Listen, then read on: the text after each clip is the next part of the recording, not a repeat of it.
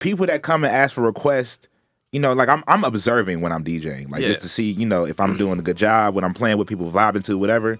It'd be the people that's not dancing while everyone else is dancing, and they're like, yo, can you play this? No, go home, bro. You the only one not having a good time, and like everyone else is having a good time. Clearly, you just hugging the wall, looking mean. Like, no, go away. Did they really?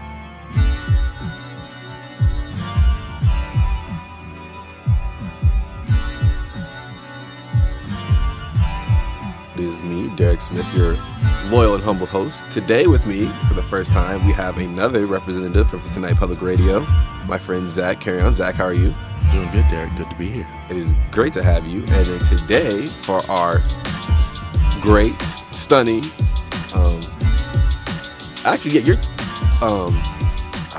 you're Donuts and Alcohol Producer of the Year 3 times running. Three of them. Three years running. Yeah. You know what I'm saying? We have, Cincinnati based, but he's everywhere. Artist, Devin Burgess. Devin, how are you? What's poppin'? I'm good. Glad to be here. Thank you for having me. You know what I'm saying? I said Devin Burgess, but I know Keisha, as well. I literally answer to either one. Honestly, if I be out, sometimes people be like Devin and I don't hear them. And as soon as somebody say Keisha, my head do this. I was like, okay, I heard that one. Wait, no, because I saw you had, you had to correct the homie the other day, Isai, because, on Twitter, he posted, produced by Devin Burgess. And he was like, no, it was Keisha. No, so, I think he forgot to tag me in the whole thing that he dropped, and I was like, bro, stop playing with me. Tell people I produced this record. I'm gonna come over there and beat you up. Oh, God.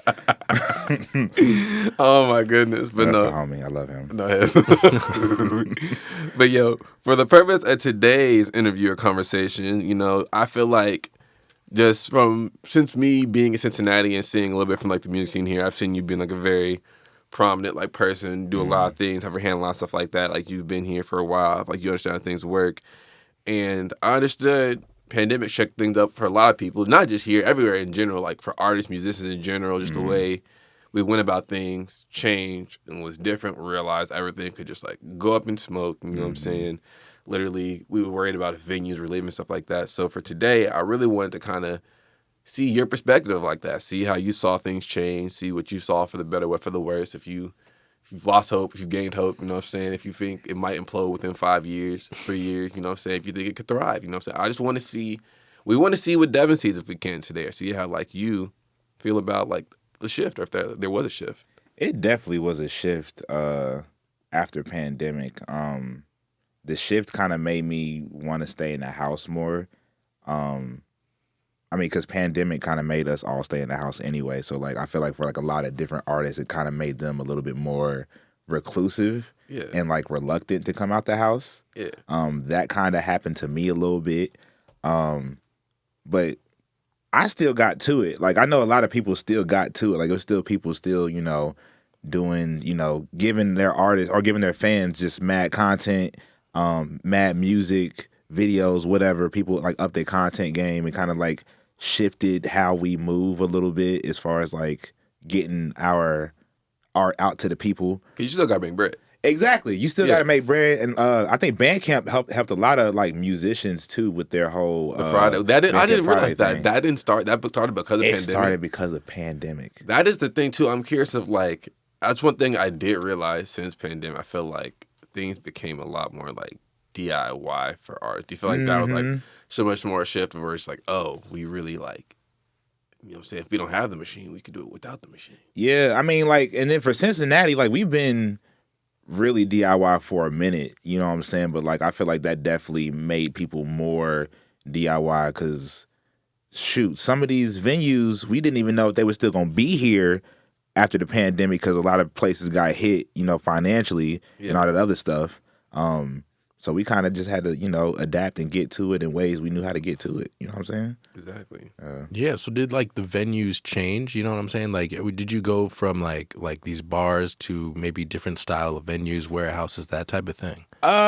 Shoot, I'm not gonna hold you. A lot of venues got new management after the pandemic, and since then, Nah, like I'm not giving some of these places like my business or like my money just 'cause, Really? like, So you feel like some of the management got worse in like some of these places? yeah, absolutely. Dang. I'm not gonna air out too much. Yeah, we don't have to like. Yeah, Because I know a couple places where yeah, I'm just exactly. like. But I'm not gonna get into all of that. But like, it's definitely some places where it's like, oh, okay, it's mad weird over there now. Like I can't Yeah. even. And I'm talking about places where, like, if it wasn't for people like me and like a plethora of other artists, they wouldn't even still be like a thing in the first place. Yeah. So like now that like this new management came and like kind of don't know what's really going on as far as like in the city goes and like artists and all that other different stuff, like these places have like a weird energy about them now, and that's why I be in the house.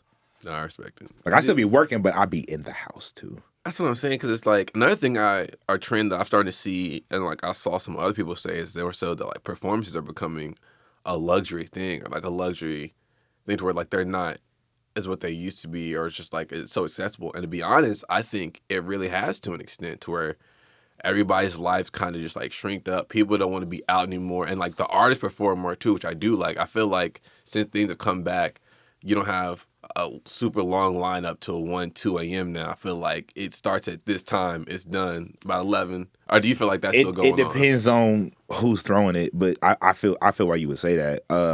I feel like I still think there's like a community of people that are still like mad thirsty to perform now because we was deprived for a whole year and a half. Like Yeah. a lot of people wasn't, hip to doing like the at-home performances or could just, find an outlet to just get that energy out. So now I feel like people are still like they're like kind of overcompensating for what we didn't have a year and a half ago. Yeah. You know what I'm saying? But now it's plenty of places to pull up. Like we have like more open mics than ever. Really? You think there's more now than before the pandemic? Yeah. Okay. So before the pandemic, it was just a lot of shows. Yeah. Now, I feel like it's less shows and more open mics. So it's like more accessible. Like it's not as exclusive because when it's a show, it's just a show.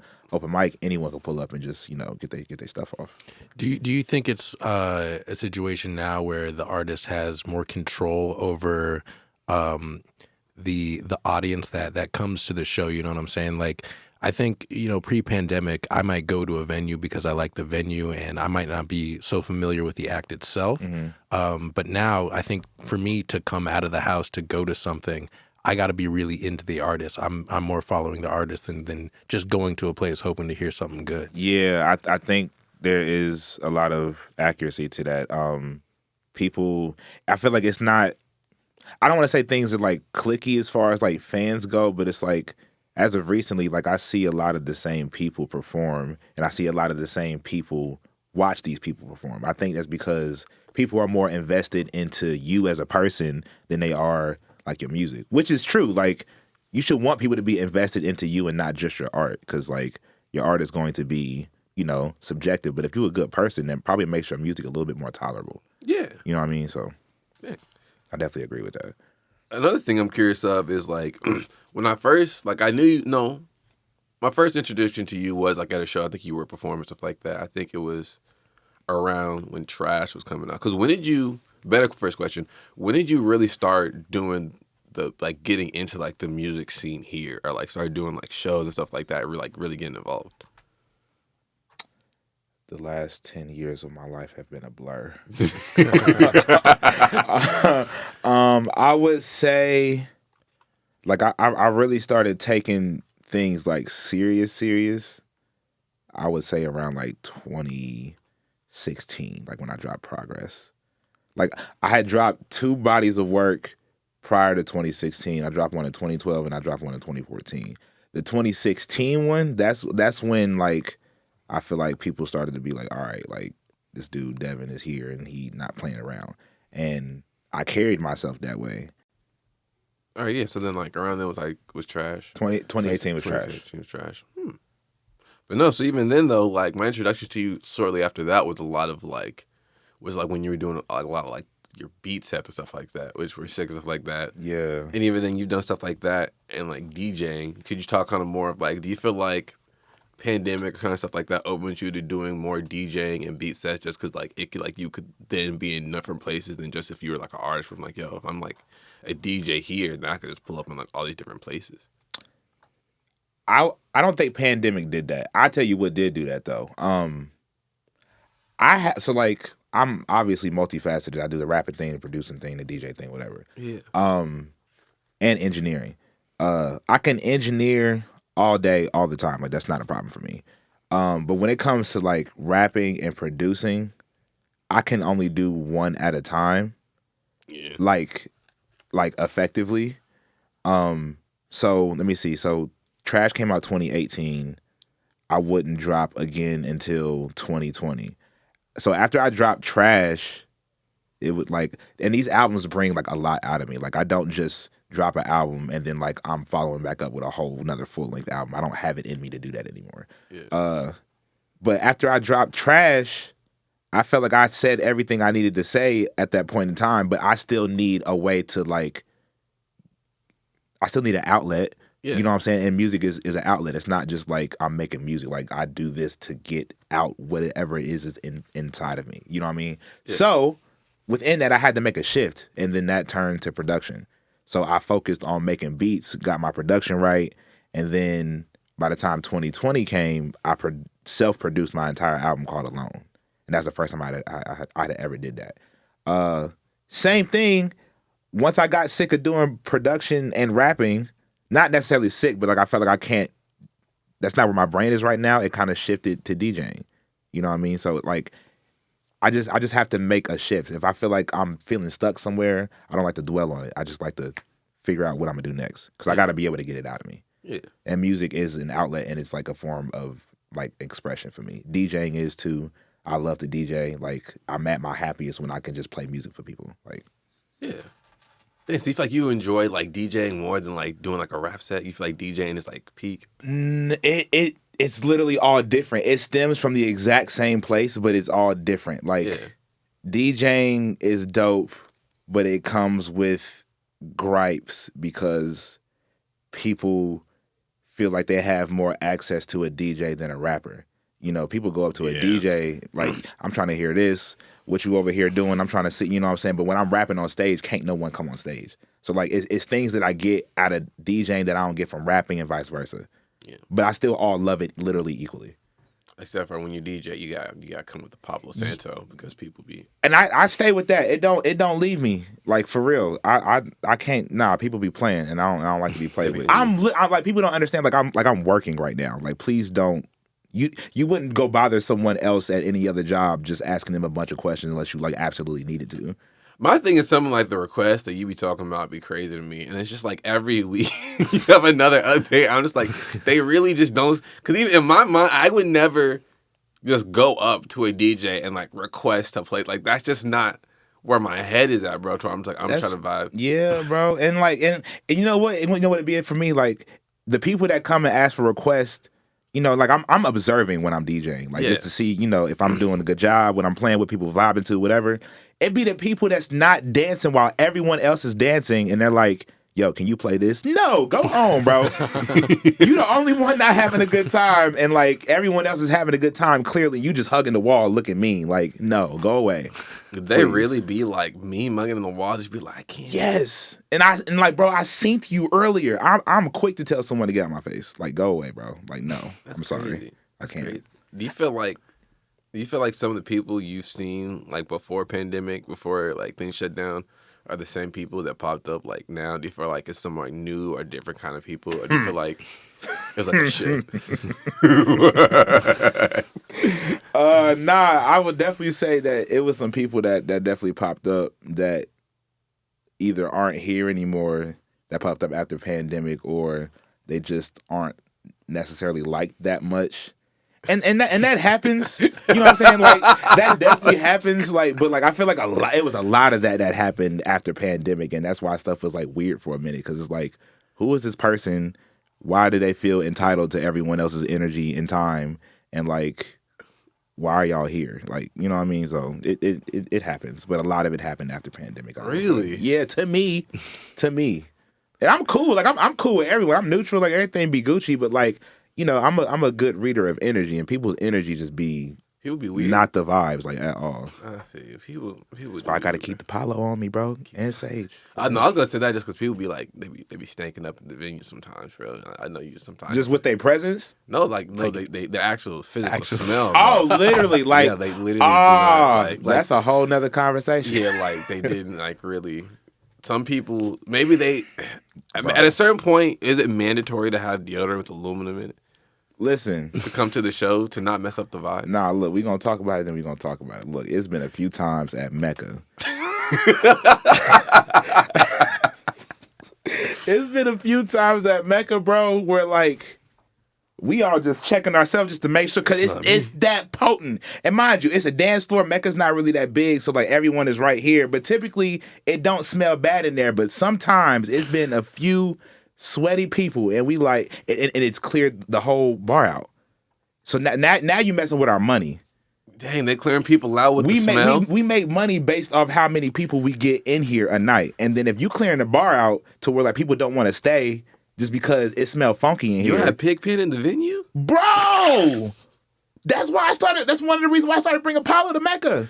I'm like, oh no, y'all not about to do this, but like. It got to a point where I didn't care. Like I would let people know on the mic, like, "Hey, please wash your ass before you come in here because y'all playing with me, and I get paid from this, and I don't need no pay cuts. Thank you, management." But like, we wasn't trying to like air no one out. Hopefully, they was airing out. Yeah, we should have got even. We should have got even. I'm sorry, but even then, like.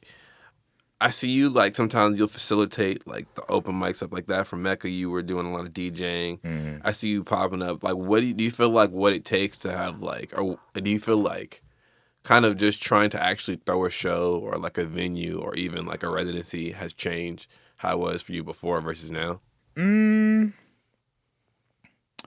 Well, I haven't thrown a show since, like personally, I haven't thrown one since That's Unfortunate album release. Crazy, because like I see you in a lot of stuff, bro.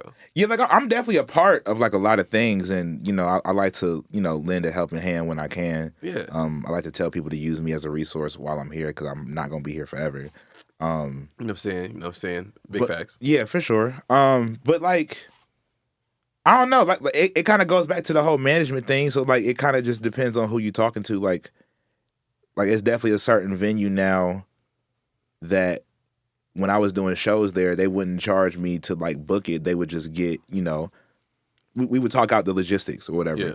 But now, like, it's a couple places that definitely want like they cut and like off the rip. Like if you want to book this place, you got to pay X amount of money off rip, and then we still get part of the bar sales and or ticket sales with stuff like that. So like it really just depends on where you go.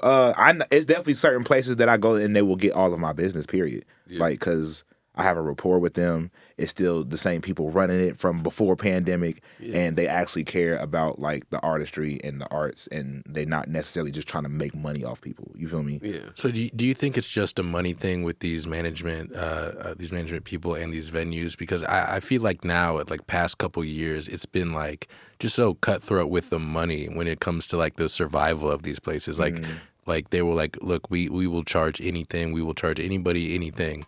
Just to stay afloat, and it's kind of gotten crazy now with like how serious they are about this money thing. Yeah, it has a lot to do with it. I feel like a lot of these venues were probably like hemorrhaging money just financially. You know what I'm saying? Just taking that cut from being out of work for like a year and a half. So like I feel like people now they're like, okay, we can't afford to not make $1 in every aspect we possibly can, and that's kind of like where we at now. Dang, so you think like majority of venue now is like no matter what, like for an event or something, they ask them for like some scratch on the top?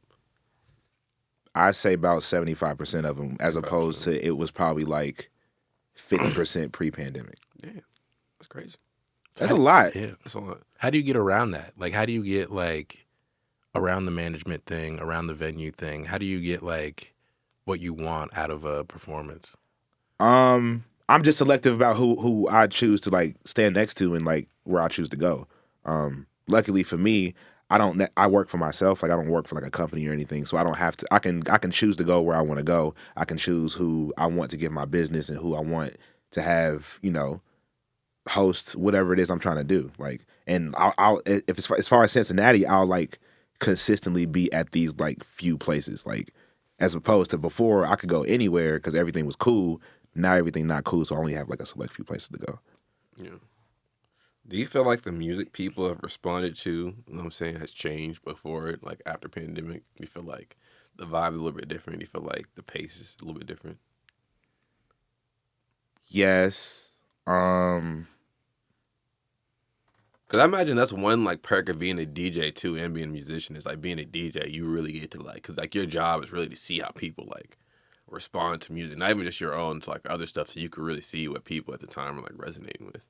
Yeah, I mean, I wish I could give you like a way and that it's different. It's just it feels different. Like Really? I be out, like I was out a lot pre-pandemic and I'm still out a decent amount now. So like it definitely don't feel like it did, 2019, 2018. Why?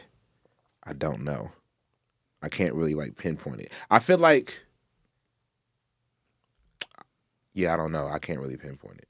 A lot of stuff I feel like just isn't open as late, especially like food and stuff right now. So I feel like that kind of leads into even like the bars and stuff like that, to where I'm like, I don't think people want to be out as long or as late because there's not as like many options and stuff for them out. At the same time, people do. I feel like, Really? yeah, I mean, shoot. Sometimes I be at a place till 2 and people try to figure out what the next move is.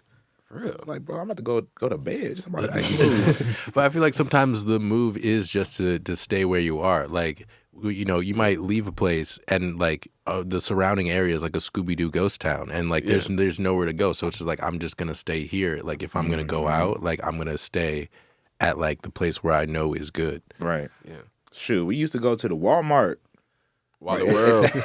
and just walk around, but we can't even do that no more. Like it's crazy, I bro. forgot Walmart is closed early and stuff like that too. Bro, I have not seen a Walmart stay open past 10 in a minute. I gotta see if the one by my parents' crib in Louisville still does. I didn't think about that. No, it's probably closed. All the No Walmart, way. yeah, they See? took the Walmarts away. Yeah. No way.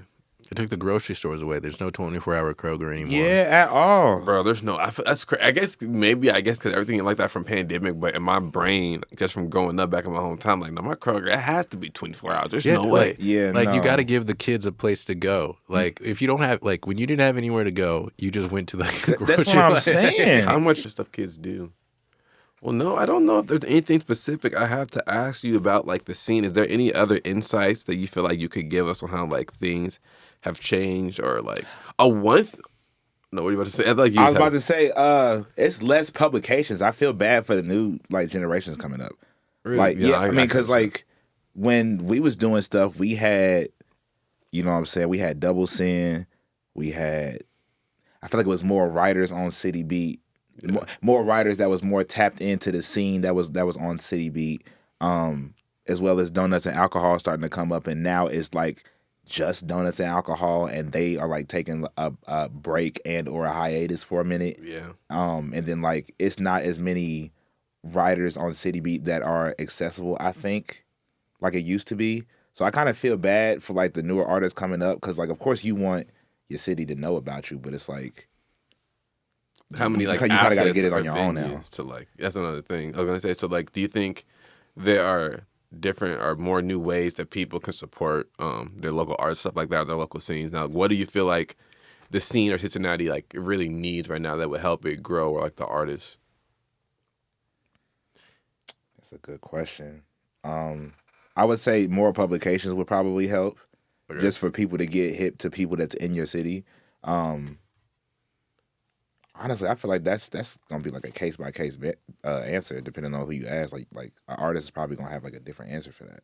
I don't know. I can only know what works for me, and my whole thing is marketing to people outside the city. Like I'm trying to get into the world now. Like I've done enough in Cincinnati, I feel like, to where like I don't necessarily have to focus on marketing here and just here. That's why I feel like a lot of artists mess up. It's like they don't necessarily know how to market themselves outside of their hometown. Yeah. When did you feel like you had to make that change?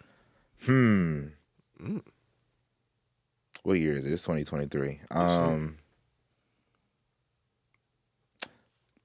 like my subconscious has known for a while, but like I think 2 years ago was when I realized it's like, bro, okay, I didn't damn near hit like my limits here. So it's like I can't end up like the people that I criticize, which are just the people who stayed here and played hometown hero and then just be bitter complainers on Facebook about how everyone coming up after them ain't doing it right. I can't turn into that person. Yeah. You know what I mean? So But do you feel maybe a responsibility to kind of show the younger generation kind of like how things are, like how things used to be? Because like I feel like this generation coming up, like because of the pandemic, they didn't really have like the same scene as I had when I was younger. Because when I was younger, I was able to really go out there and do it. Pandemic hit really hit the brakes for me at least, and I'm looking at like the kids that are in college now that don't really have all the same stuff that I used to have.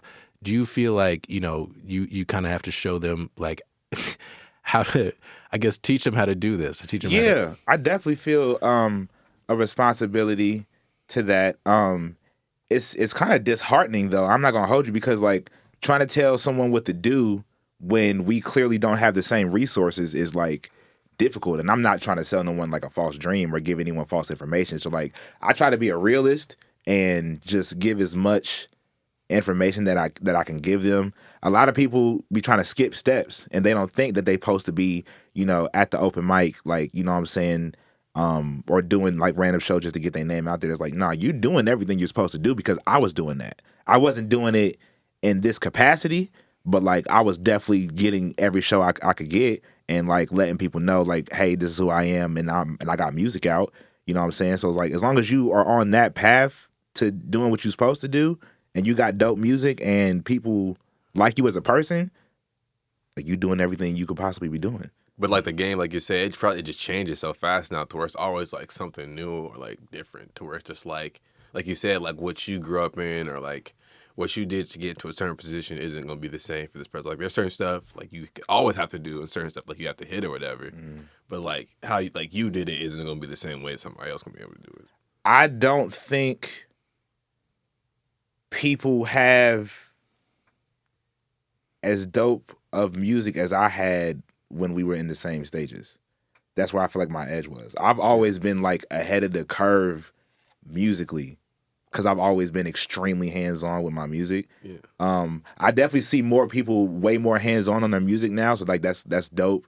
But I think a lot of people have like a false sense of entitlement too. Like some people really not as dope as they think they are, but they think they are owed and deserved of everything. It's like, no, bro, you got to go through the steps and the process just like we did, bro. Like, and look, a lot of people have access to people like me, people like Siri, people like Stolitics, and because they are in close proximity with us, they feel like they can either do what we doing or like be in like the same lane as us, and that's not necessarily the case. It's not like pulling rank. It's just to say that like you still are here and are trying to get here. Don't think that you can just be here just because you're around people that are there already.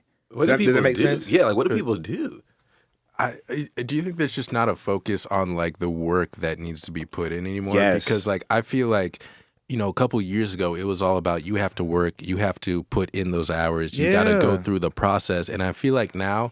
And maybe it is because like there's not the same publications out there. It's kind of like all kind of been narrowed down to the social media, TikTok, just taking swings and just hope you get a hit. Yeah, but even then, what were you saying? I'm sorry. No, I mean that's kind of it. Like just. But they say like that's not good like long term. Like a lot of people like artists now have to tell you like you don't want to just shoot up randomly one day. Because then it's not as like authentic as having an actual fan base of people seeing you pull up and stuff like that. Because those are people who are actually gonna shop with you and like spend and stuff like that.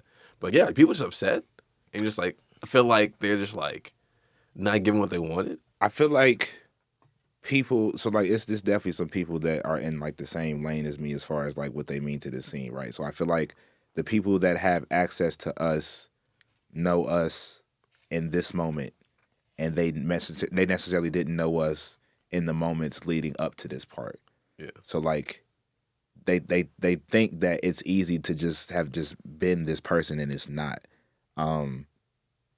Like it took a lot for me to get to where I'm at to like what I mean to the city and all that other stuff. Like it took a lot. I had to put in so much work. My discography is crazy. The amount of shows I've done is ridiculous. And when you say discography, it's not just like your music; it's music you've produced for other people. Music I've produced, the amount of projects that I've engineered for people. You know what I'm saying? Like I'm cemented. You know what I'm saying?